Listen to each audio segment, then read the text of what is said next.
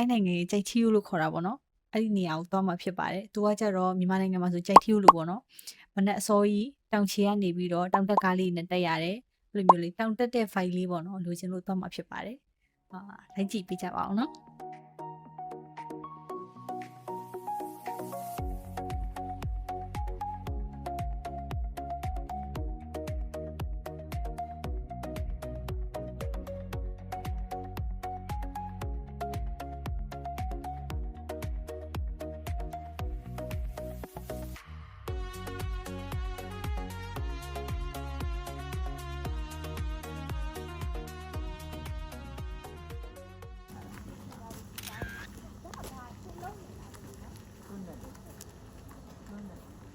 ည2 နာရီကထွက်လာတာမနက်စောစော9 နာရီဝန်းကျင်မှာတောင်ချီကိုရောက်ပါတယ်။ဘန်ကောက်ကနေဆိုရင်တော့4 နာရီကျော်လောက်မောင်းရပါမယ်။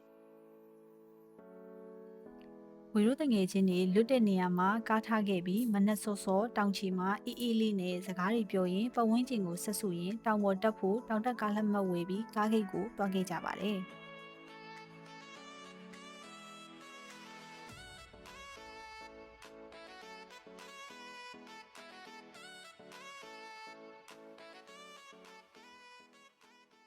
တောင်တက်ကားကတော့တယောက်ကိုဘတ်200ပါ။ကိုရောက်မှသိရတာကတော့ဝင်ကြီးလေးရှိပါသေးတယ်။ဝင်ကြီးကတော့ထိုင်းနိုင်ငံသားဆိုရင်တယောက်ကိုဘတ်40ဖြစ်ပြီးနိုင်ငံသားဆိုရင်တော့ဘတ်200ပါ။ဒါကတော့ကားဆထွက်ပြီးဖြစ်ပါတယ်။မနက်စောစောအေးအေးလေးနဲ့မှောင်နေပေမဲ့ပြောဖို့ကောင်းခဲ့ပါတယ်။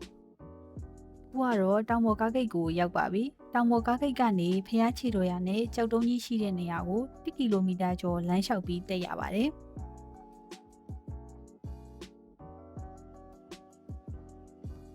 မနက်စောစောပေမဲ့အခြားခီးသွားတွေလည်းအများကြီးရှိပါတယ်။ဝီရုကတော့စကားတွေပြောရင်းရေရေမောမောနဲ့စတက်ခဲ့ကြပါတယ်။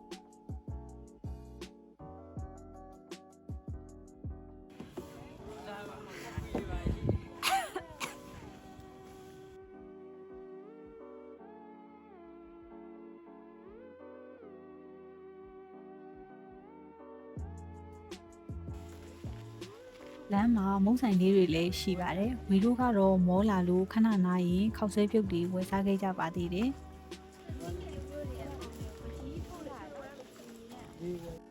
စားပြီးတော့ခေါင်းလောင်းလေးတွေတီးရင်ခီးဆက်ခဲ့ကြပါတယ်။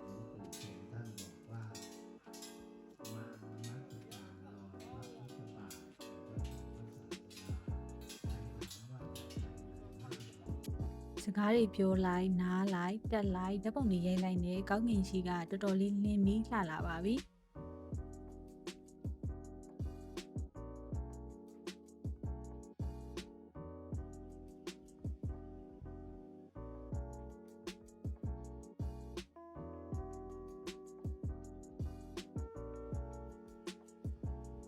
မမွန်းနဲ့တက်လာရင်းနဲ့နောက်ဆုံးတော့စုတစ်ခုတည်းကိုပဲအာယုံစိုက်တောင်းရင်ပြည့်တယ်ဆိုတဲ့ဗုဒ္ဓချီတော်ရနဲ့ကြောက်တုံးကြီးရှိတဲ့နေရာကိုရောက်ပါပြီ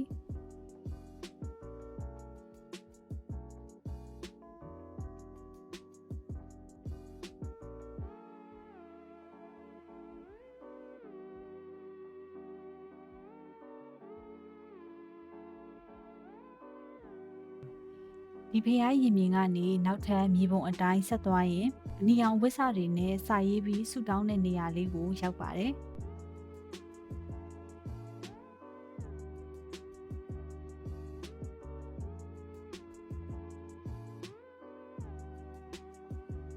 မောပင်မဲ့လေဝီတို့တငယ်ချင်းတွေရီရီမောမောနဲ့စကားတွေပြောရင်ရှုခင်းတွေကြည့်ပြီးနားလိုက်တက်လိုက်နဲ့နောက်ဆုံးတော့ရောက်အောင်သွားခဲ့ကြပါတယ်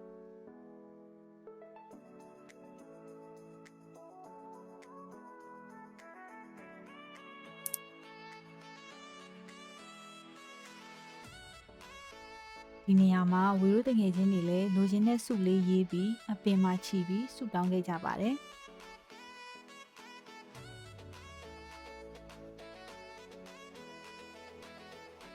ဆူတောင်းပြီးတော့ခဏတစ်ဖြုတ်နာအမှတ်တရဓာတ်ပုံရိုက်ပြီးပြန်ဆင်းကြပါပြီ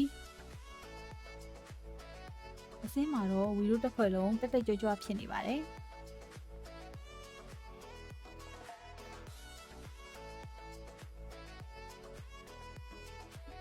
လမ်းမှာလေတပ်တွေတဝါကြီးရှူအမှတ်တရတပ်ပုံတွေထိတ်ရိုက်ရင်ဖြည်းဖြည်းချင်းပဲပြန်ဆင်းခဲ့ကြပါတယ်။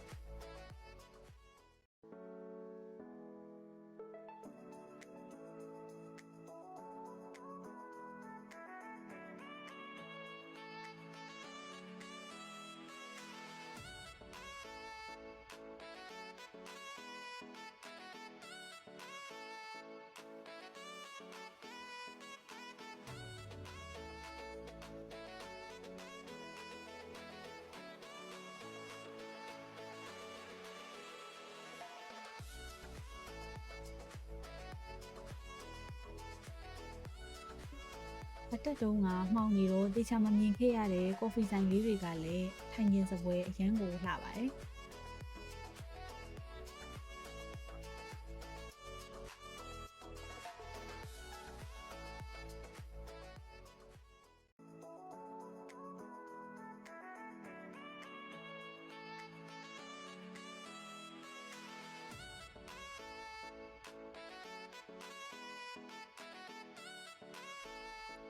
ကိုရီအစင်းမှာမောနေပေမဲ့လမ်းမှာတွေ့တဲ့သူလေးကတော့တောင်ပေါ်တက်ဖို့အရန်တက်ကြွနေပါတယ်။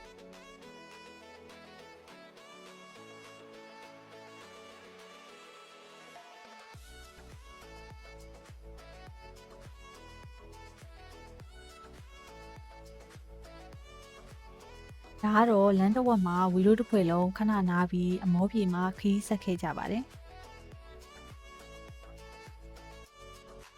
အခုဆိုရင်တော့တောင်ချီကိုကားနဲ့ပြန်ဆင်းနေပါပြီ။အသွားတော့ကမှောင်တော့တိတ်မတိတာပဲမဲ့အပြန်မှာတော့လမ်းတွေကအရန်မဆောက်လွန်းတာကြောင့်တလန်းလုံးရင်တဖိုးဖိုးနဲ့တောင်ချီကိုရောက်ခဲ့ကြပါတယ်။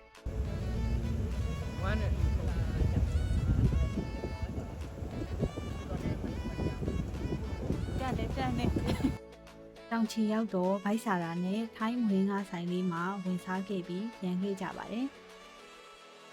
ဒီဗီဒီယိုလေးကတော့ဒီလောက်ပါပဲအဆုံးထိကြည့်ပေးတဲ့အတွက်ကျေးဇူးတင်ပါတယ် See you next video